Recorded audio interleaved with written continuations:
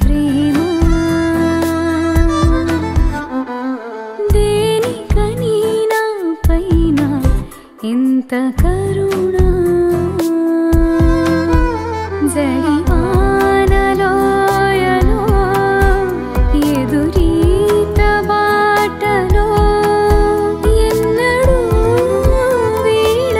ఇస్తున్నాం. ఎందుకంటే గత కొద్ది కాలంలో చాలా భయంకరమైనటువంటి పరిస్థితులు జరుగుతూ ఉన్నాయి. కొన్ని కుటుంబాల్లో అనారోగ్య సమస్యలు, కొన్ని కుటుంబాల్లో దుఃఖకరమైనటువంటి సంఘటనలు, మరి కొన్ని కుటుంబాల్లో ఆర్థిక సంబంధమైనటువంటి వ్యతలు వేదనలు కలిగి ఉన్నాయి. అవన్నిటిని కూడా దేవుడు మరి ఆయన చిత్త ప్రకారమే జరిగించాడు అనేటువంటి విషయం మనం తెలుసుకోవాలి. దేవుని చిత్తము లేకుండా ఏవి జరగదు. కాబట్టి మనం చాలా సందర్భాల్లో దేవుడు మాకే ఎందుకు ఈ కష్టాలు పెట్టాడు, ఎందుకు మాకు ఈ శ్రమలు, మాకెందుకు ఈ శోధనలు అనేటువంటిది మరి దేవుణ్ణి నిందిస్తుంటాం. ఆరోగ్యం బాగుంది, ఆర్థికంగా బాగున్నాము, అన్ని విషయాల్లో బాగుంటే దేవుణ్ణి మనం జ్ఞాపకం చేసుకుంటామా? చేసుకోం. మనకు ఆరోగ్య సమస్యలు ఉన్నప్పుడు, ఆర్థికంగా చితికిపోయినప్పుడు, బంధువులు రక్త సంబంధికులు మనల్ని అవమానించినప్పుడు అప్పుడు మనకి దేవుడికి అప్పుడు జ్ఞాపకం వస్తాడు. కానీ యోబు అలాంటి వాడు కాదు. యోబుడు సర్వస్వం కోల్పోయినా కానీ దేవుణ్ణి విడిచిపెట్టల. చూడండి, ఇక్కడ ఈ చదవబడినటువంటి వాక్య భాగంలో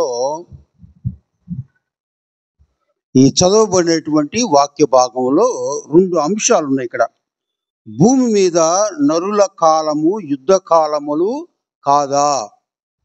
నరుల కాలం ఎలా ఉంది? యుద్ధ కాలము లాగా ఉన్నాయి, యుద్ధములు కదా.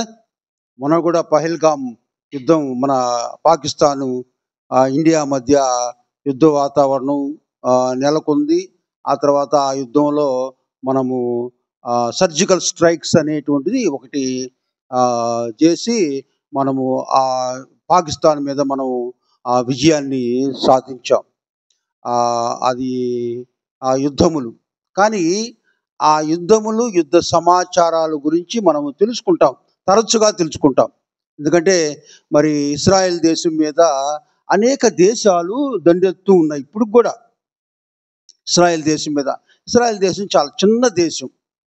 కానీ ఆ దేశం మీద ఎందుకో మరి అన్ని దేశాలు, మరి ఒక పక్కన పాలస్తీనా, ఒక పక్కన సిరియా, లెబనాను, తర్వాత ఇరాన్, ఈ దేశాలన్నీ కూడా మరి ఇస్రాయేల్ దేశం మీద దండెత్తున్నాయి. కానీ ఇస్రాయేలుకు యేసుక్రీస్తు ప్రభు వారి యొక్క అండ ఉంది కదా, ఆయన కాపుదల ఉన్నబట్టి ఇంతవరకు 1948 మే 14న ఇస్రాయేల్ దేశానికి స్వాతంత్రం అనేటువంటి వచ్చింది. మన దేశానికి స్వాతంత్రం వచ్చిన తర్వాత 1 సంవత్సరం తర్వాత ఇస్రాయేల్ దేశానికి స్వాతంత్రం వచ్చింది. అయినప్పుడు కూడా ఆ దేశాన్ని ఓడించడానికి ఎవరికి సత్తా లేదు. ఎందుకంటే దేవుని యొక్క కాపుదల, దేవుని యొక్క ఆ నీడ అనేటువంటిది ఆ దేశం మీద ఉంది. మనకి ఈ చదవబడినటువంటి ఈ వాక్య భాగంలో మనం ప్రధానంగా గుర్తించుకోవాల్సినటువంటి విషయం ఏంటంటే దేవుని యొక్క నీడ. ఎందుకు దేవుని యొక్క నీడను మనం జ్ఞాపకం చేసుకోవాలంటే, మరి ఐగుప్తు దేశము నుండి దాదాపుగా 30 లక్షల మందిని మోషే మరి ఐగుప్తు చెర నుండి విడిపించి మరి కానాను అంటే ఆ పాలు తేనెలు ప్రవహించేటువంటి దేశానికి తీసుకోవాలని వాళ్ళందరినీ కూడా తీసుకువెళ్తున్నాడు.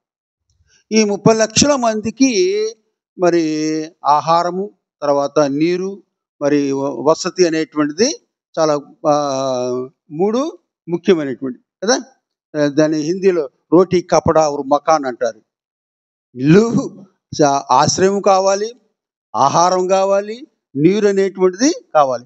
ఈ 30 లక్షల మందిని మోషే నాయకత్వంలో ఐగుప్తు దేశం నుండి కానానుకు బయలుదేరారు. మధ్యలో మరి ఆహారం అయిపోయింది. ఆహారం అయిపోయినప్పుడు మరి మోషే ప్రార్థించినప్పుడు ఏంది, ఆకాశం నుండి మన్నా అనేటువంటిది కురిపించబడింది. ఆ మన్నా కురిపించిన తర్వాత వారు సమృద్ధిగా తిన్నారు. ఆ తర్వాత కొంత దూరం ప్రయాణం వెళ్ళినప్పుడు అక్కడ నీటి యొక్క సమస్య ఏర్పడింది. నీటి సమస్య ఏర్పడినప్పుడు ఏం చేశాడు, నువ్వు బండని కొట్టమని చెప్పినప్పుడు ఆ బండను కొడితే మారా అనేటువంటిది చేదు నీరు కదా, ఆ మారా అనేటువంటి చేదు నీరు మధురముగా మారిపోయింది కదా, మధురముగా మారిపోయింది. మరి దేవునితో మరి ప్రత్యక్షంగా మోషే మాట్లాడి ఈ ఐగుప్తు దేశం నుండి ఇశ్రాయేలు ప్రజలను కానానుకు నడిపించేటప్పుడు అనేక స్థలాలు వాళ్ళు దాటుకుంటా వెళ్ళారు. ఈరోజు మరొక స్థలం, మరొక ప్రాముఖ్యమైనటువంటి స్థలాన్ని గురించి మనము ధ్యానించుదాం. ఆ వాక్య భాగం ఎక్కడుందంటే చూడండి, సంఖ్యాకాండము 33వ అధ్యాయము 41లో. సంఖ్యాకాండము 33:41లో వాళ్ళు ఒక ప్రాంతానికి వచ్చారు.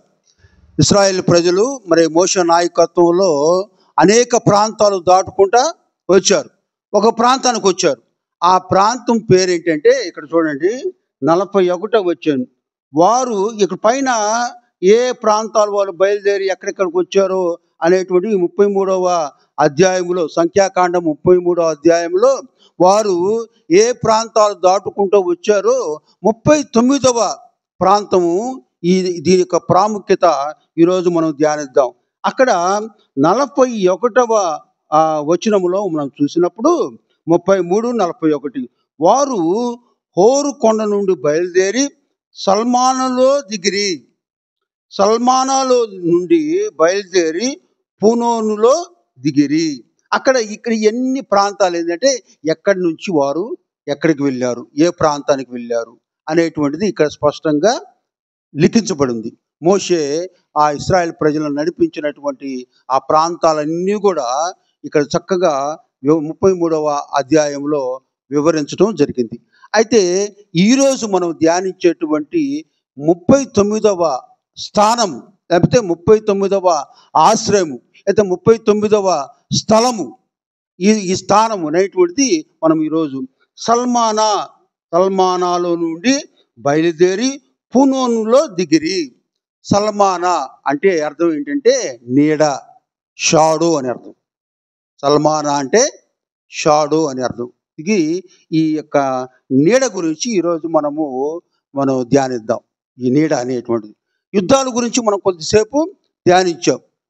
యుద్ధములు, యుద్ధ సమాచారాలు, మత్తయి సువార్త 24వ అధ్యాయము 7వ వచనంలో యుద్ధముల గురించి, యుద్ధ సమాచారాల గురించి మీరు తెలుసుకుంటారు.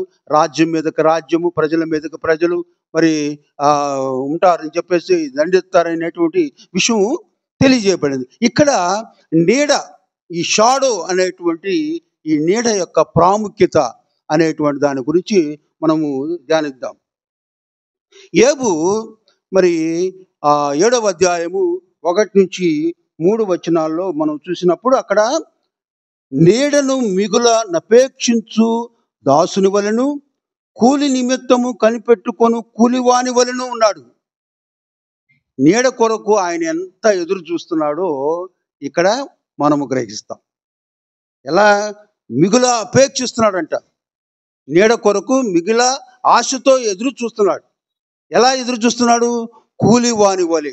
ఇప్పుడు ఉదయం నుంచి మధ్యాహ్నం వరకు కష్టపడి ఎండలో పనిచేస్తారు కూలి వాళ్ళు. 1 గంట సమయము వాళ్ళు దొరికితే నిద్రపోతారు కదా, 1 గంట నిద్రపోతారు.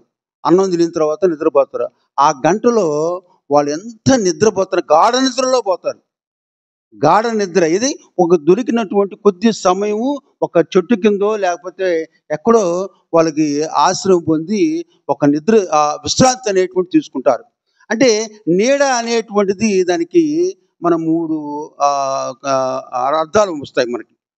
నీడ అంటే నెమ్మది కదా, నీడ అంటే నెమ్మది, నీడ అంటే విశ్రాంతి కదా, విశ్రాంతి. నెక్స్ట్ నీడ అంటే అభయం, భయం లేకుండా నీడన ఉంటే మనకి ఎటువంటి భయము అనేటువంటిది ఉండదు. అంతేకాకుండా నీడ అనేటువంటిది ఆదరణ, అభయం కదా, ఆదరణ కలుగుతుంది. ఆ నీడ కింద మనం ఉంటే ఇప్పుడు ఎండలో వచ్చిన తర్వాత ఒక్క 10 నిమిషాలు ఏదైనా చెట్టు కింద నీడ కింద లేకపోతే ఒక బిల్డింగ్లో ఉంటే ఆ నీడ ఎంత ఉపశమనం కదా, శరీరానికి ఎంత ఉపశమనం అనేటువంటిది కలిగిస్తుందో, ఎంత ఆదరణ, ఎంత విశ్రాంతి, ఎంత నెమ్మదిని అనుగ్రహిస్తుందో మనం తెలుసుకోవచ్చు. ఇక్కడ ఈ నీడ అనేటువంటి దాని గురించి మనం చాలా రకాలైనటువంటి నీడలు మనకి కనిపిస్తాయి.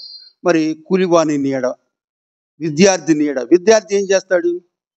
విద్యార్థి చదువు కదా, చదువు అనేటువంటి నీడ. చదివితేనే విద్యార్థికి మరి పరీక్షల్లో విజయం వస్తుంది. ఆ పరీక్షల్లో విజయం ఎవరైతే పొందుతారో వారికి ఉద్యోగం అనేటువంటి ఆశ్రయం కలుగుతుంది కదా. ఆశ్రయం నీడ కదా. ఆ ఉద్యోగం రావాలంటే ప్రతి విద్యార్థి కూడా కష్టపడాలి. కష్టపడితేనే విద్యార్థికి ఆశ్రయం, నీడ అనేటువంటి ఆ యొక్క ఉద్యోగం ద్వారా నెమ్మది కలుగుతుంది. ఉద్యోగం ద్వారా ఆర్థిక స్తోమత పెరుగుతుంది. ఉద్యోగం ద్వారా కుటుంబాన్ని పోషించేటువంటి సత్తా మరి కలుగుతుంది కదా.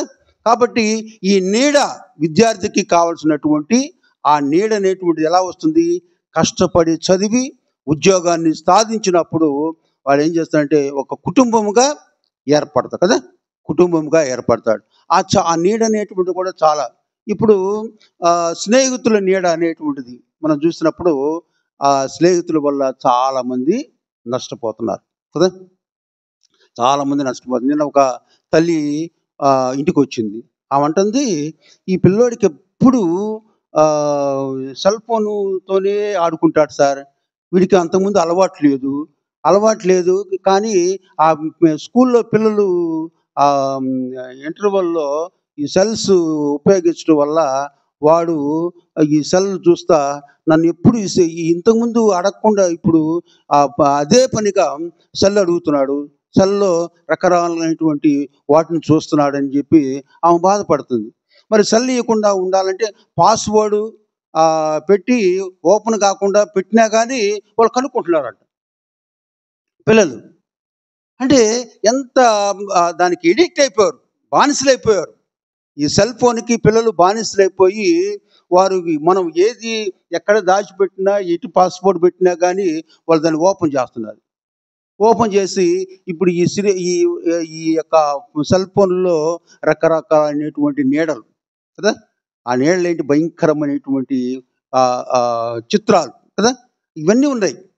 చిన్నగా పిల్లలు ఈజీగా చెడిపోవడానికి అవసరమైనటువంటి అన్నీ కూడా ఈ సెల్ ఫోన్లో ఉన్నాయి. మంచి ఉంది, చెడు ఉంది.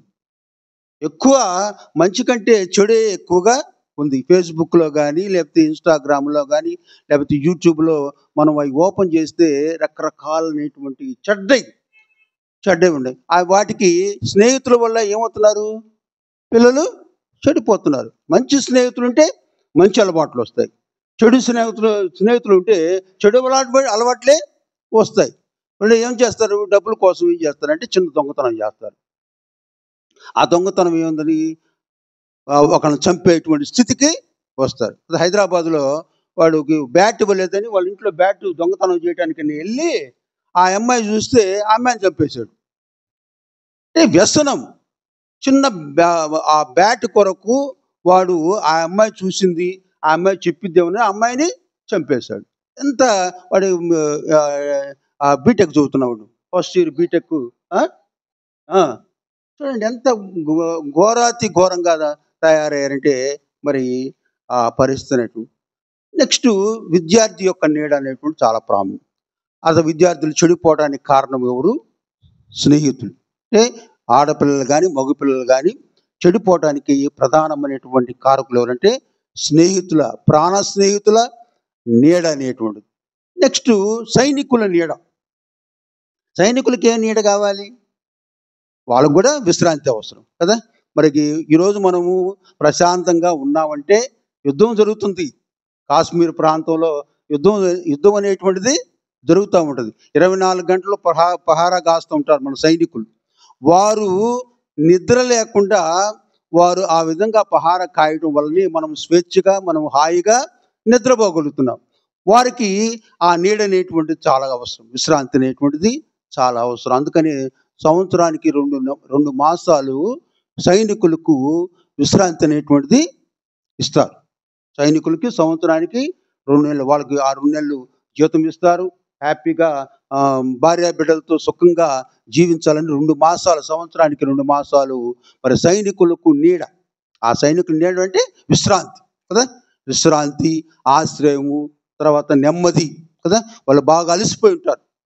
ఆ అలసిపోయినటువంటి ప్రాణానికి మరి ఆ సేద తీరడానికి ఏం చేస్తారంటే విశ్రాంతి అనేటువంటిది కలుగు చేస్తారు.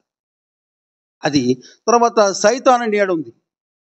సైతాన్ నీడ ఎలా అంటే చాలా భయంకరమైనటువంటిది. సైతాన్ నీడ అంటే మన నీడను చూసి మనమే భయపడేటువంటి పరిస్థితి కదా. మన నీడను చూసి మనమే చాలా భయపడతాం. మరి ఏంది ఈ నీడ వెంటబడుతుంది అంటే సైతాన్ నీడది. ఆ సైతాన్ నీడను మనము పారద్రోలుకోవాలి.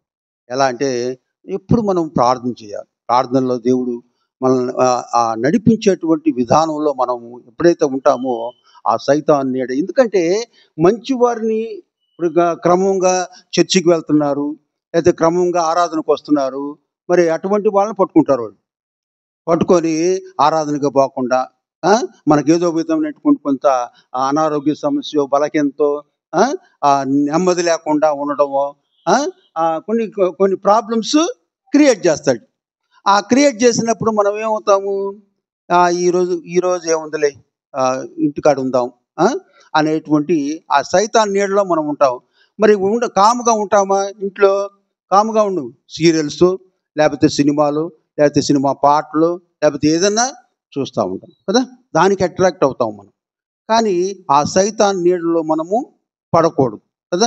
సాంసన్, డెలీలా వాళ్ళిద్దరు ఏంటి, సాంసన్ ఎంత శక్తిమంతుడు, ఆయన యొక్క బలం అనేటువంటిది ఆయన యొక్క మరి శిరోజాలు కదా, ఆ వెంట్రుకల్లో ఉంది. ఏం చేశారు, ఆ డెలీలా యొక్క మాయ మాటల చేత ఆ వ్యభిచారం అనేటువంటి నీడలో పడిపోయి ఎక్కడ ఉంది నీ యొక్క బలం అంటే చెప్పేశాడు.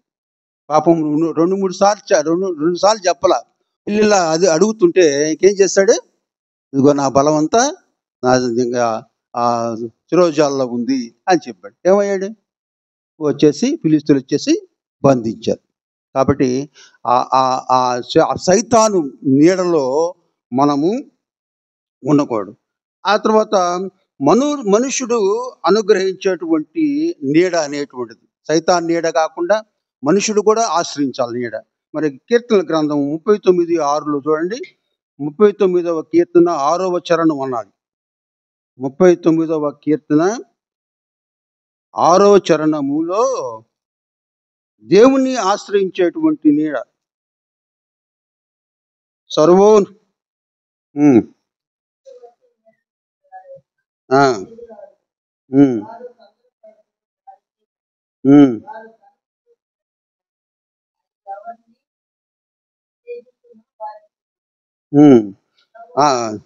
ఏంటంటే 39:6 మనుషులు వట్టి నీడ వంటి వారే తిరుగులాడుదురు. వట్టి నీడ వంటి వారే తిరుగులాడు.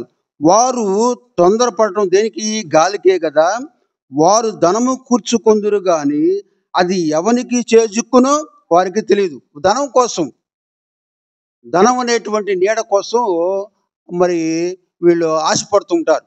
ధనం ధనాపేక్ష సమస్త కీడులకు మూలము అనేటువంటి దాన్ని తెలుసుకోకుండా ధనం గురించి ఆశపడుతుంటారు. ఆ ధనం ఏం చేస్తుందంటే సమస్తమైనటువంటి కీడులకు, ధనార్జన అనేటువంటిది అంత మంచిది కాదు. ఆ ధనము యొక్క నీడను ఆశ్రయించేటువంటి వారికి మరి చివరికి ఏంటంటే పాపములో పడిపోతారు. ఆ పాపం వల్ల వచ్చిన జీతం మరణం. కాబట్టి ఆ దేవుణ్ణి ఆశ్రయించేటువంటి వారికి ఏ శిక్ష విధి ఉండదు. కానీ ఆయన ఆశ్రయించాలి. ఆయన ఆశ్రయించాలంటే ఈ సైతాను నీడ అనేటువంటి దాన్ని పారదొరుకోవాలి.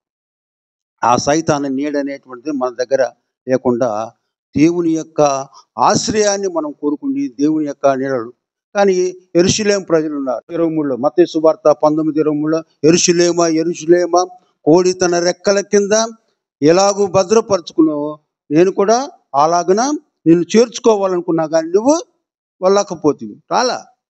యెరూషలేము ప్రజలే, యేసుక్రీస్తు యొక్క సొంత ప్రజలే ఆయన అవమానించారు, రాళ్లతో కొట్టారు, సిలువకు అప్పగించారు కదా. దొంగల మధ్య ఆయన్ని సిలువకు వేయించడానికి కారకులయ్యారు. కాబట్టి ఆయన రెక్కల కిందకు, కోడి తన రెక్కల కిందకు ఎలాగా చేర్చుకుంటుంది తన పిల్లల్ని ఆయన చేర్చుకోవాలని ఆశపడ్డాడు. కానీ వాళ్ళు రాలేకపోయారు. 30 లక్షల మందిలో మరి కానానికి వెళ్ళింది ఎవరు? అందరెల్లా కదా. ఎవరు? కాలేబు, యెహోషువాలు మాత్రం. 30 లక్షల మంది బయలుదేరారు, కానీ కానానులో ప్రవేశించింది మాత్రమే ఇద్దరు కాలేబు, యెహోషువ. కావాలని ఆయన దగ్గర పిలుస్తున్నాడు మనల్ని. ఆయన నీడ క్రింద మనం ఉండాలనేటువంటిది ఆశ ఉంది. కానీ మనము ఆయన నీడను మనం ఆశ్రయించలేకపోతున్నాం.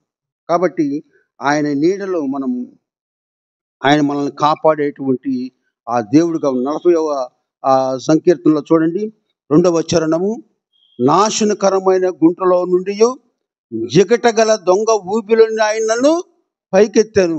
దావీదు చెప్తున్నాడు. నాశనకరమైనటువంటి గుంటలో నుండి జిగటగల ఊబి, ఆ ఊబి అనేటువంటిది తెలియదు ఎక్కడ ఉంటుందో. ఊబి అనేటువంటిది బురదగా ఉంటుంది. ఆ జిగటగల ఊబిలో కానీ మనం కూరుకుని వెళ్తే ఇక మనం పైకి వచ్చే ప్రశ్నే లేదు. కానీ ఆ జిగటగల ఊబిలో నుండి కూడా మనల్ని పైకెత్తేటువంటి ఆయన ఎవరంటే మన ప్రభు అయిన యేసుక్రీస్తు. ఆ నీడను మనం ఆశ్రయించాలి కదా.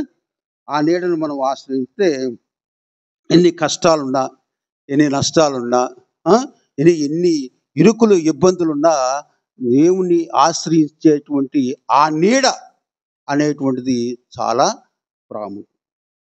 ఆ తర్వాత ఎడారిలో ఉంటుంది సర్పం అనేటువంటిది చాలా విషపూరితమైనటువంటి సర్పం కదా. ముంగీసను చూస్తే భయపడుతుంది. అయితే ఈ ముంగీస మనుషులను చూస్తే భయపడుతుంది. చూడండి, సర్పాన్ని చాలా ఈజీగా క్యాచ్ చేస్తుంది ముంగీస. అయితే మనుషులను చూసి అది భయపడి వెళ్ళిపోతుంది. చూడండి, అది అటువంటిది ఆ సర్పము ఏం చేస్తుంది తెలుసా? తిరుగుతూ ఉంటుంది. ఆ కప్ప ఏం చేస్తుందంటే ఆ సర్పం నీడ కిందకి వెళ్తుందంట. సర్పం తెలియదు దానికి ఇది చంపిద్ది అనేటువంటి తెలియకుండా ఆ కప్ప గుంట్లో నుండి వచ్చేదను సర్పం నీడ కిందే ఉంటుందండి. మనం కూడా మనకు ఎవరు సాతాను ఎవరు, లేకపోతే పగవాడెవడు, లేదా మంచివాడెవడో మనకు తెలియదు. మనం ఆ కప్పలాగా వెళ్ళేదను ఆ సర్పం నీడ కింద ఉంటాము. ఆ సర్పం మనల్ని మింగేస్తాం. చాలామంది మరి ఆ సర్పం యొక్క నీళ్ళ ఉన్న సంసోను కూడా అన్నాడు. సంసోను సర్పం నీడ కింద నేను ఉన్నాను అన్నాడు. సంసోను మరి సంసోను కూడా మరి ఎంత బలాఢ్యుడు కదా. అలాంటి వాళ్ళ బలాఢ్యుడు కూడా సర్పం నీడ కింద నేను ఉన్నాననేటువంటి విషయాన్ని ఆయన చెప్పాడు. కాబట్టి మనము ఎవరి నీడ కింద మనం ఉండాలి? దేవుని యొక్క నీడను ఆశ్రయించాలి. యెషయా గ్రంథం 30వ అధ్యాయము 1-3 వచనాలు చూడండి అమ్మా. యెషయా గ్రంథము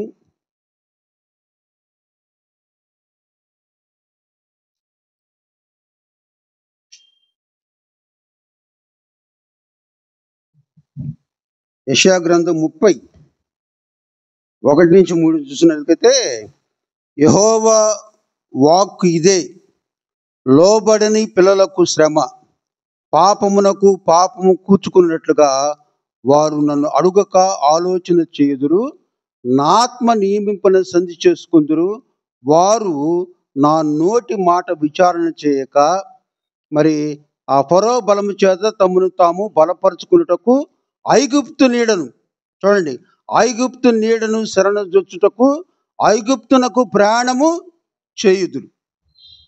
ఐగుప్తు అనేటువంటిది అంత శ్రేయస్కరమైనటువంటి దేశం కాదు. అయితే ఇశ్రాయేలీలు దేన్ని ఆశ్రయించారు? ఐగుప్తు నీడనే ఆశ్రయించారు. దాదాపుగా 30,000 మంది యవన బిడ్డలను ఐగుప్తు దేశానికి బానిసలుగా తీసుకుని వెళ్ళాడు ఫరో. ఐగుప్తు దేశానికి బానిసలుగా 30,000 మంది యవన బిడ్డలను బానిసలుగా తీసుకుని వెళ్ళాడు. అయినా కానీ ఇశ్రాయేల్ ప్రజలు దేన్ని ఆశ్రయించారు? ఐగుప్తు నీడనే ఆశ్రయించారు. ఐగుప్తు నీడను ఆశ్రయించడం వల్ల మరి ఫరో వలన కలుగు బలము మీకు అవమానకరమడుగును ఆగును. ఐగుప్తు నీడను శరణం జొచ్చుట వలన సిగ్గు కలుగును. మీకేం కలుగుతుంది?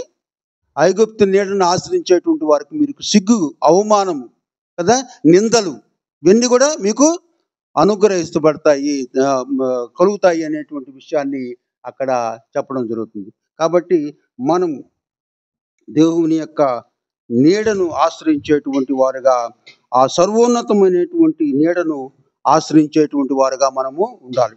ఆ తర్వాత కీర్తనలు 91వ కీర్తన 1వ చరణం చూడండమ్మా. 91వ కీర్తన 1వ చరణము. మహోన్నతుని చాటున నివసించువాడే సర్వశక్తుని నీడను విశ్రమించువాడు. ఎవరి నీడను ఆశ్రయించాలి మనం? సర్వోన్నతుని చాటున నివసించువాడే సర్వశక్తిని నీడను ఆయన సర్వశక్తిని యొక్క నీడను మనము ఆశ్రయించినప్పుడు మనకి ఎటువంటి భయము అనేటువంటి మనకి కలుగుతుంది. ఆయన నీడను, సర్వశక్తిని యొక్క నీడను మనము ఆశ్రయించేటువంటి వారుగా మనం ఉంటే మనకి ఎటువంటి భయము లేకుండా మనకి అభయాన్ని మనకు అనుగ్రహిస్తాడు. అదేవిధంగా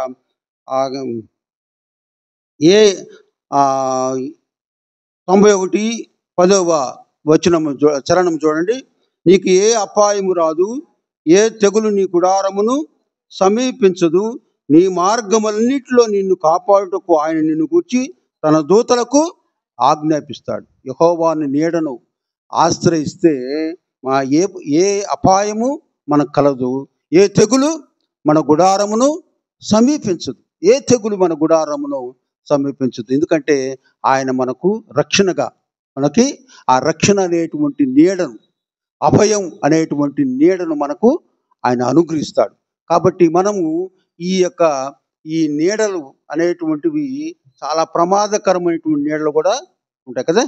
ఆ నీడలు మరి ఏ నీడ మనకి కావాలంటే సర్వశక్తుని యొక్క నీడ అనేటువంటిది మనకు కావాలి. ఏ నీడ అనేటువంటిది మనము కోరుకోకూడదు. కాబట్టి ఆయన రెక్కల కింద మనకు ఆశ్రయం అనేటువంటిది కలగాలి. కాబట్టి కొన్ని సందర్భాల్లో మనకు కొన్ని శోధనలు వస్తాయి, కొన్ని అపజయాలు వస్తాయి. వాటన్నిటిని గురించి కూడా మనము నిబ్బరంగా, ధైర్యంగా ఉండాలి. మరి సౌలు రాజు కదా. సౌలు రాజు దావీదును చంపాలనుకున్నాడు కదా, చంపాలనుకున్నాడు. కానీ సౌలు దావీదును చంపాలనుకున్నప్పుడు రక్షించింది ఎవరు? సౌలు కుమారుడైనటువంటి యోనాతాను. చూడండి, సౌలు తండ్రి చంపాలనుకున్నాడు, అయితే కుమారుడు రక్షించాడు. కానీ దావీదు ఎంతో ఫిలిష్తీయుడైనటువంటి గొల్లియాతును చంపినప్పుడు సౌలు ఏం చేశాడు? చాలా మంచి పండగ చేశాడు. అటువంటి సౌలు దావీదుని చంపాలనుకున్నాడు, ప్రయత్నం చేశాడు. ఆ వాక్యం కూడా మనం చూసినప్పుడు మొదటి సమూయేలు గ్రంథం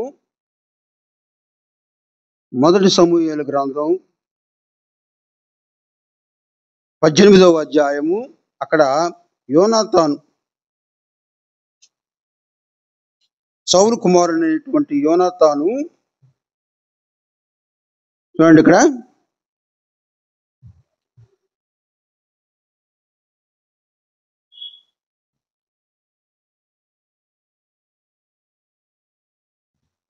దావీదు ఫిలిష్తీయుని హతము చేసి తిరిగి వచ్చినప్పుడు 18వ అధ్యాయము 6వ వచనం.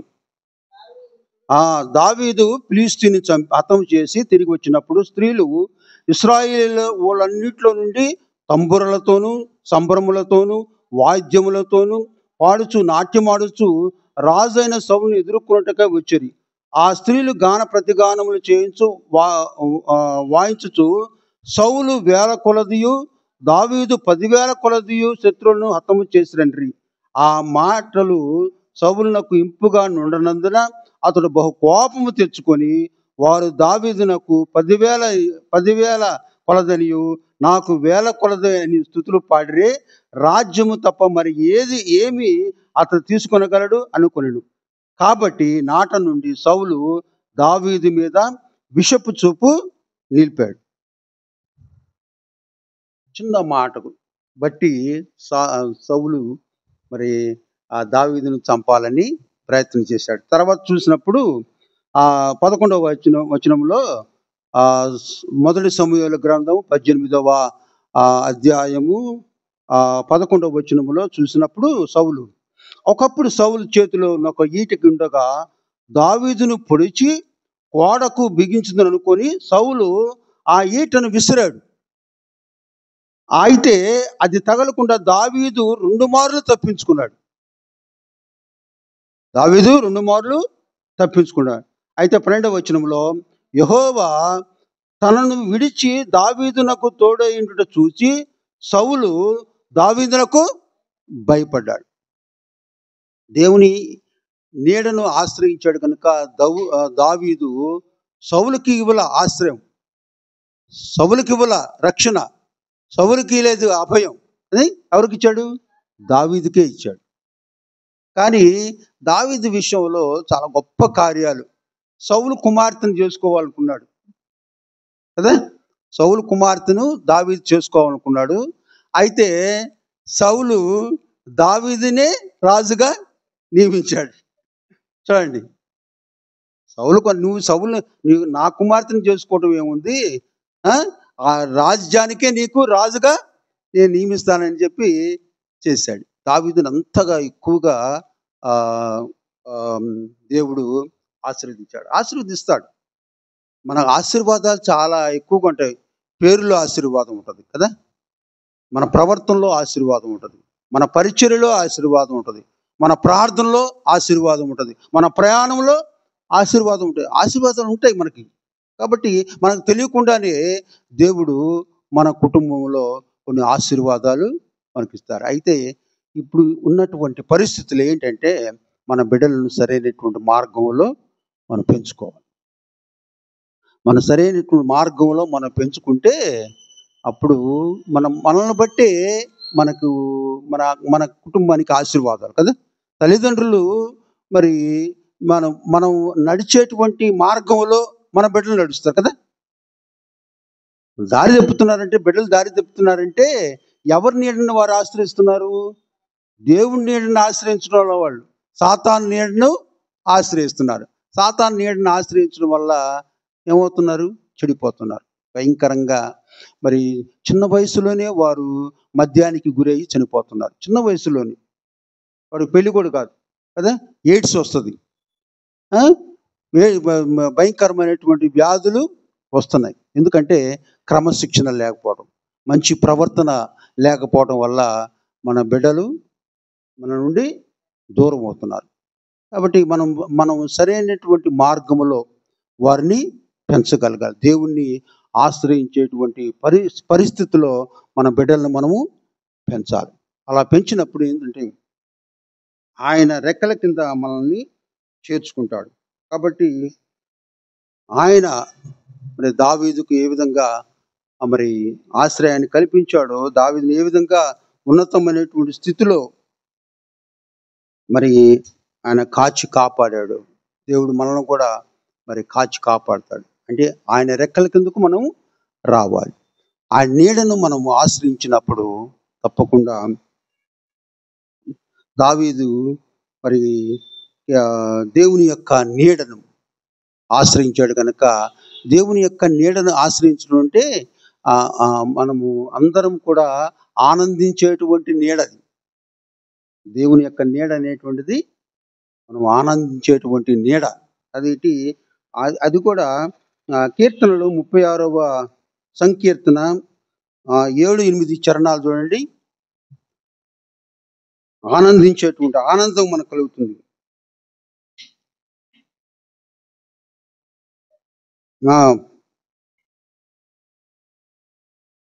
36వ కీర్తనమ్మా, 36వ కీర్తన 7-8 చరణాలు.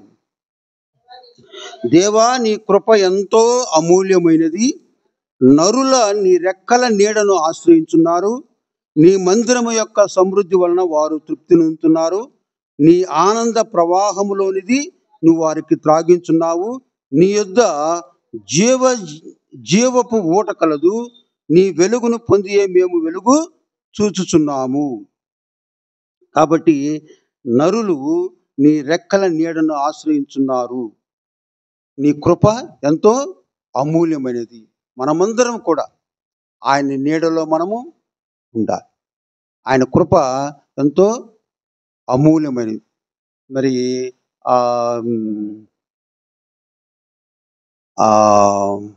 ఏడుకొండలపాడు పాస్టర్ గారు ఒక ఆయన ఉన్నాడు. ఆయన పేరు ఆశీర్వాదం, దార ఆశీర్వాదం. మంచి పరిచారకుడు. మరి ఆయన చేసేటువంటి పరిచర్యలో ఆయన ఒక పాట పాడాడు. ఆ పాట, ఒక్క పాట ద్వారానే ఎంతో ఫేమస్ అయిపోయాడు. పాట పాడటం ద్వారా ఆ తర్వాత ఆయన చేసినటువంటి పరిచర్య అనేక మందికి రక్షణ అనుభవంలోనికి తెచ్చాడు. అనేక మందికి బాప్తిసం ఇచ్చాడు. అనేక ప్రాంతాల్లో సువార్త పరిచర్య చేశాడు. ఎందుకంటే ఆయన నీడ కింద అనేక మంది విశ్వాసులు ఎంతో అభివృద్ధి చెందారు. ఆయనకి ఒక చిన్న స్వస్థత వరం కూడా ఉంది. ఆయన ప్రార్థన చేస్తే స్వస్థత కలుగుతుంది. అయితే ఆయన ఆ పాట పాడినప్పుడు నిజంగా దేవుళ్ళు అసలు ఇంత గొప్ప ప్రేమ ఉందా, ఆయన కృప అంత బలమైందా, ఆయన కృప అంత విలువైనదా అనేటువంటిది మనకి తెలుస్తుంది. అంటే ఆయన ఎలాగైనా సరే మనము ఆయన రెక్కల చాటున మనము రావాలి అనేటువంటి ఆశ మనకు కలుగుతుంది. ఎందుకంటే అంత గొప్ప దైవజనుడు ఆ పాట ద్వారా ఎంతో ఫెమిలియర్ అయిపోయాడు. కాబట్టి మనం కూడా దేవుని యందు భయభక్తులు కలిగి ఆయన యొక్క పరిచర్యలో మనం ఉన్నప్పుడు మనం దేవుని యొక్క నీడను మనం పొందగలుగుతున్నాం నిష్పక్షపాతంగా.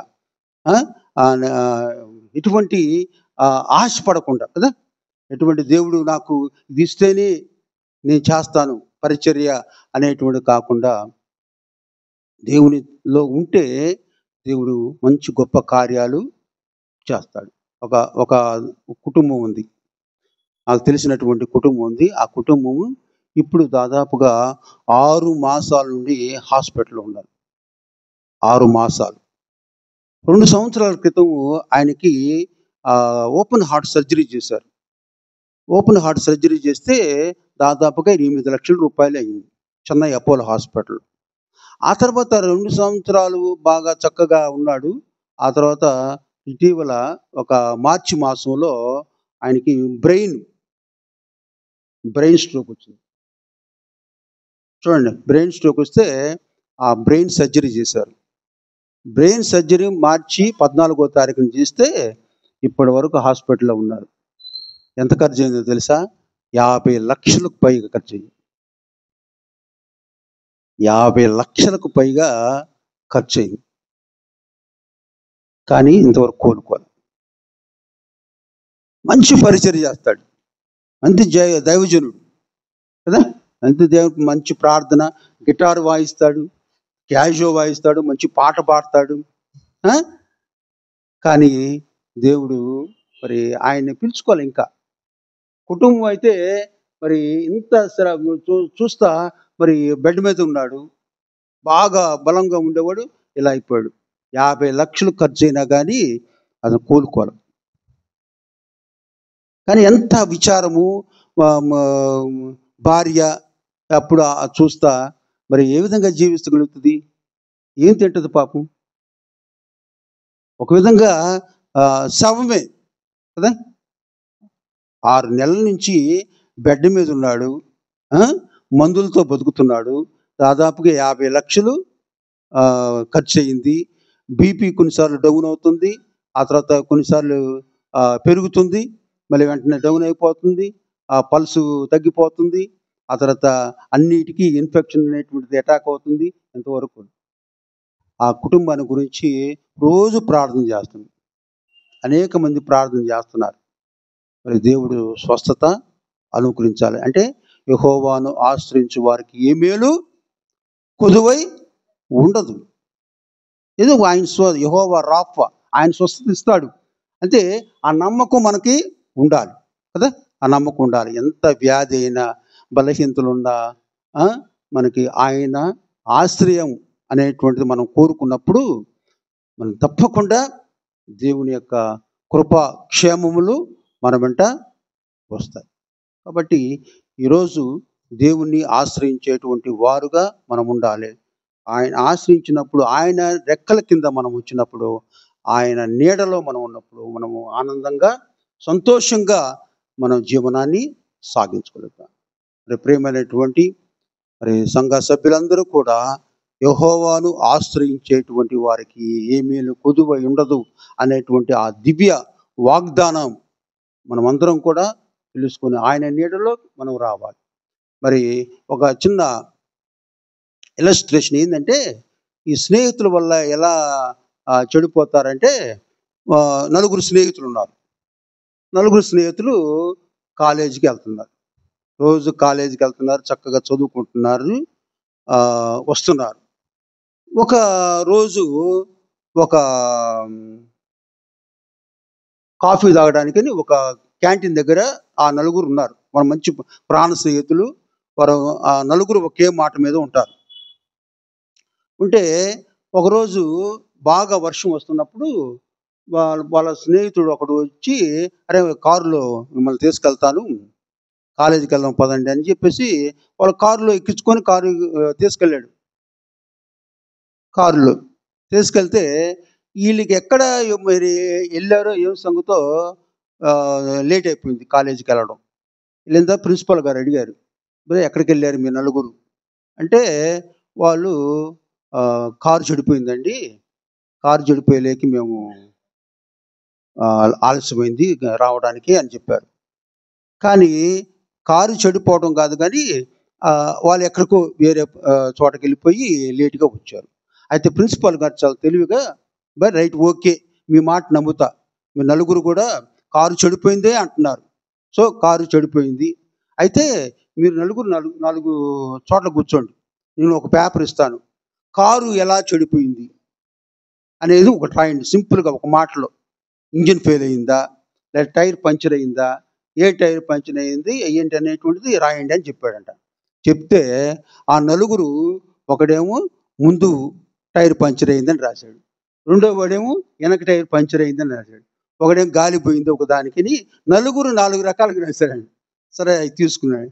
తీసుకొని చూసి, అరే ఇప్పుడు నిజం చెప్పండి అంటే, ఏదిరా ఈ విధంగా రాశారు, మరి నిజంగా కారు చెడిపోయిందంటే, లేదు సార్ అబద్ధం ఆడాము, క్షమించండి మమ్మల్ని, మేము ఇంకెప్పుడు అబద్ధం ఆడము అనేటువంటి చెప్పాడు. అంటే అబద్ధాన్ని ఆడారు.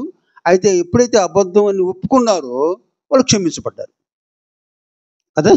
అబద్ధాన్ని ఒప్పుకోవటం వల్ల వాళ్ళు క్షమించబడ్డారు. ఆ అబద్ధాన్ని మనం కూడా అబద్ధం అంటే, ఒక సగటు మనిషి ఒక రోజుకి 300 సార్లు అబద్ధం ఆడతాడంట.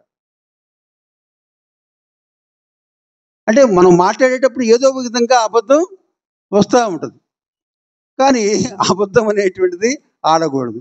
ఎందుకంటే అననీయ సప్పీరా ఉన్నారు.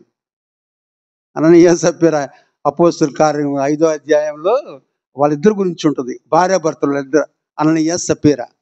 వాళ్ళిద్దరూ ఏమి, ముందు వాడు అబద్ధం ఆడాడు, చనిపోయాడు అననీయ. సప్పీరా కూడా అబద్ధం ఆడింది. అబద్ధం ఆడటం వల్ల ప్రాణాలు కోల్పోయారు వాళ్ళు. అబద్ధం ఆడటం వల్ల ప్రాణాలు కోల్పోయారు. పొలం ఎంతకు అమ్మారు అయినప్పుడు వాళ్ళు ఇద్దరు అబద్ధం ఆడారు. చూడండి, అబద్ధం అనేటువంటి చాలా ప్రమాదకరం. అబద్ధం అనేటువంటి నీడలో మనం ఉన్నామేమో మనం తెలుసుకోవాలి కదా. అబద్ధం అనేటువంటి నీడ చాలా భయంకరమైనటువంటి. నాలుకే కదా అని చెప్పి మనం ఏది మాట్లాడినా చెల్లుతుందిలే అనేటువంటిది కాకుండా అబద్ధం అనేటువంటిది ఎప్పుడు కూడా ఆడు. కాబట్టి ఆ నీడ మనకి దేవుణ్ణి, ఆ నీడ అదే ఆ దేవుని యొక్క నీడ ఏంటి?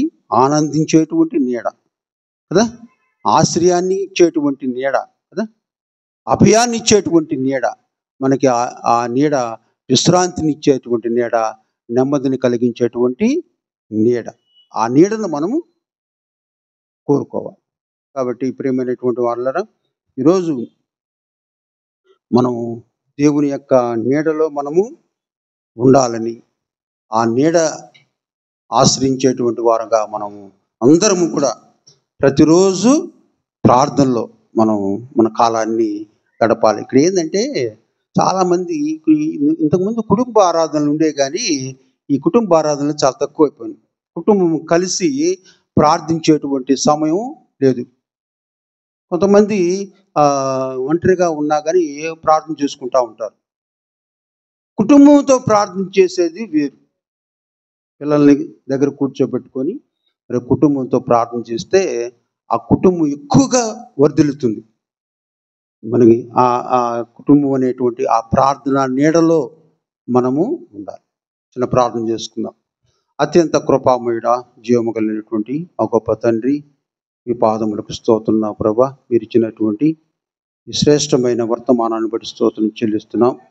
మిమ్మల్ని ఆశ్రయించేటువంటి నీడగా మేము దాన్ని కోరుకోవాలి ప్రభా తండ్రి. ఇటువంటి సైతాను నీడ, సర్పము నీడ, మరి అహంకారుల నీడ, మరి స్నేహితుల యొక్క నీడను మేము ఆశ్రయించకుండా మీ నీడను ఆశ్రయించేటువంటి వారంగా మేము ఉండుటకు తండ్రి మమ్మల్ని మేము సిద్ధపడుటకు సహాయము దయచేసి నడిపించండి. మరి ముఖ్యంగా ప్రభా, చేరువచ్చినటువంటి ప్రతి బిడ్డను మీరు దీవించి ఆశీర్వదించండి